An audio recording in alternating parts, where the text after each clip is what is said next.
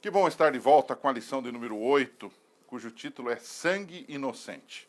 Nessa semana nós vamos estudar um pouquinho sobre como encontrar respostas com sentido para coisas sem sentido que nos acontecem. Isso acontece com você, acontece comigo também. Nós estamos nesse mundo, estamos sujeitos a isso. E é uma análise, assim, do capítulo 10 de Jó. Quando Jó, diante das acusações dos amigos e tal, ele faz um protesto, ele fala com Deus. E nesse capítulo 10, Jó fala com Deus e algumas coisas aparecem nesse capítulo 10. Em primeiro lugar, Jó tem o intenso desejo de saber por que está sofrendo. É claro, você e eu somos assim também. Mas ele entende que seu sofrimento não tem a ver com seu pecado direto. Basta ler Jó 10, verso 7. Você vai entender que ele sabe que não é por causa disso, porque ele vasculhou a sua mente e ele não descobriu nada que fosse claramente um pecado ostensivo contra Deus e estava sendo retribuído por isso.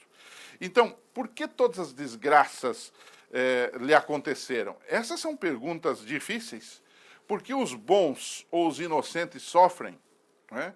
Porque às vezes sofremos e também não vemos sentido algum nesse assunto. Aparentemente não vemos sentido. Então, esse é o primeiro bloco, os questionamentos, as perguntas de Jó, que também são as nossas.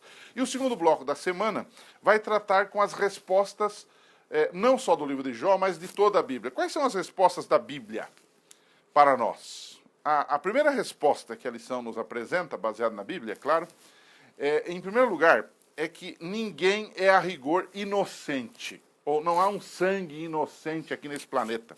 Todos pecaram. Romanos 3, 23 diz, todos pecaram e destituídos estão da glória de Deus.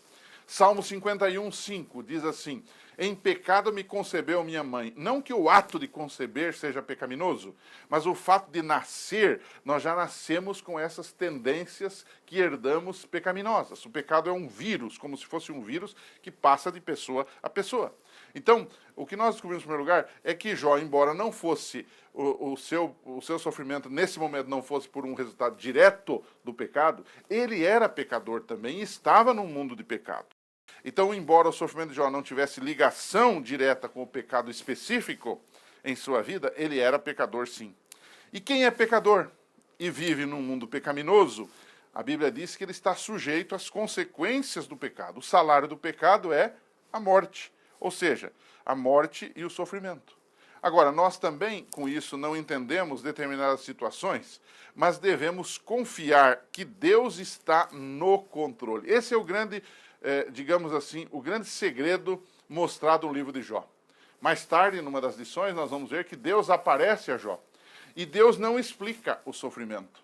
Mas Deus simplesmente diz assim, eu sou Deus, eu sou o Criador, eu sou o soberano, eu estou no controle de tudo, descanse nas minhas promessas. E quando Jó entende isto, compreende isto e aceita isto, ele é feliz.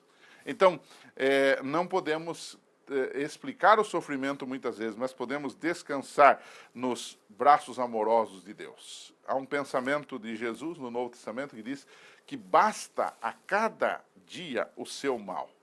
Em outras palavras, o mal, ele existe, mas ele vai passar.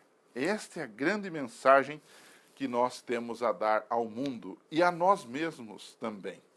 Estamos num conflito, o pecado existe, o mal existe, o sofrimento existe, mas ele vai passar. E aqueles que confiam em Deus, mesmo em meio ao sofrimento, encontram sentido na sua vida. Algo deve estar acontecendo. Visitei recentemente uma pessoa, ovelha minha, e esta pessoa me confessou dizendo o seguinte, todo o sofrimento pelo qual eu passei, várias cirurgias, várias coisas que iam e voltavam, foi para que eu pudesse testemunhar do amor de Deus. E essa pessoa me disse, pastor, se você acha que em nossa igreja não temos milagres, eu sou um milagre. E eu estou aqui para contar isso, para testemunhar isto. Essa pessoa achou sentido no seu sofrimento, mas não foi fácil. Mas ela descansou nas mãos de Deus e a resposta veio já nesta vida. Para alguns não virá nesta vida, virá na eternidade.